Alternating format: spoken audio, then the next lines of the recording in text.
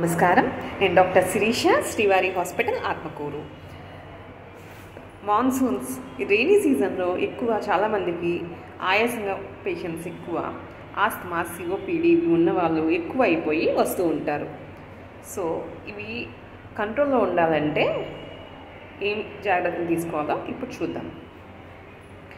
మొదటిగా మీ డాక్టర్ని సంప్రదించి ఆస్తమా యాక్షన్ ప్లాన్ అంటే ఎప్పుడెప్పుడు ఏమేమి మెడిసిన్స్ వాడాలి, మీ సివియారిటీ ఎంత ఉంది, మీ దగ్గర కనుక పిఈఎఫ్ఆర్ ఫ్లోమీటర్ కనుక ఉంటే దాంట్లో red zone, green zone, yellow zone అని ఉంటాయి. ఇన్ కేస్ అది కనుక ఉంటే దాని ద్వారా మీరు అసెస్ చేసుకొని మీకు ఎంత సివియర్గా ఉందని అసెస్ చేసుకొని దాని ప్రకారం డాక్టర్ని సంప్రదించవచ్చు. అదర్వైజ్ ఒకసారి పోయి కన్సల్టేషన్ తీసుకొని ఎక్కువ ఆయాసం ఉన్నప్పుడు ఏం జాగ్రత్తలు తీసుకోవాలి, ఏమి ఇన్హేలర్స్ వాడాలి, ప్రిస్క్రిప్షన్ డ్రగ్స్ పీల్చుకునే మెడిసిన్స్ యూజ్ చేస్తే మంచిది. ఎమర్జెన్సీస్ వచ్చినప్పుడు ఈ సీజన్ మీ ఇన్హేలర్ డివైస్ కానీ రోటాహేలర్ విత్ రోటా క్యాప్స్ కానీ ఎప్పుడు పాకెట్లో ఉంచుకోవటం మర్చిపోకండి.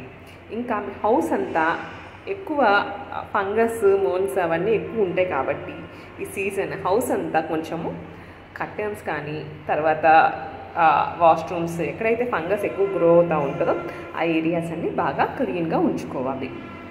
ఇంకా ఎయిర్ పొల్యూషన్ ఇంకా ఎక్కువ ఉండే ప్రదేశాల్లో ఉండేవాళ్ళు ప్రతి ఒక్కరూ మాస్క్, స్కార్ఫ్ యూజ్ చేస్తే మంచిది. స్టే వ్యాక్సినేటెడ్ అంటే ఫ్లూ షాట్స్ వేయించుకోవాలి ఈ సీజన్ ముందు. ఈ విధంగా ఫ్లూ వల్ల ఆస్తమా కానీ సిఓపిడి కానీ ఎక్కువ అయ్యే ఛాన్స్, ఎగ్జాసర్బేషన్స్ని ప్రివెంట్ చేయొచ్చు. ఇంకా న్యూమోకల్ వ్యాక్సిన్స్ కూడా వేయించుకుంటే మంచిది.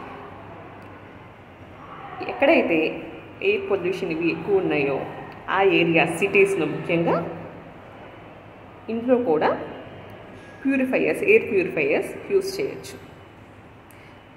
మీరు కనుక ఎక్కువ సివియారిటీతో బాధపడుతుంటే, ఎక్కువ పిండి కూతులు, ఎక్కువ ఆయాసంతో బాధపడుతుంటే వెంటనే మీ డాక్టర్ని సంప్రదించి తగిన మెడికేషన్స్ తీసుకోవాల్సిందిగా కోరుతున్నాము. ఇంకా ఈ డివైజెస్ ఏ విధంగా యూజ్ చేయాలి, కరెక్ట్గా యూజ్ చేస్తున్నారా లేదా అని కూడా చెక్ చేసుకొని ఒకసారి వాటిని కరెక్ట్గా యూజ్ చేయాలి. Thank you.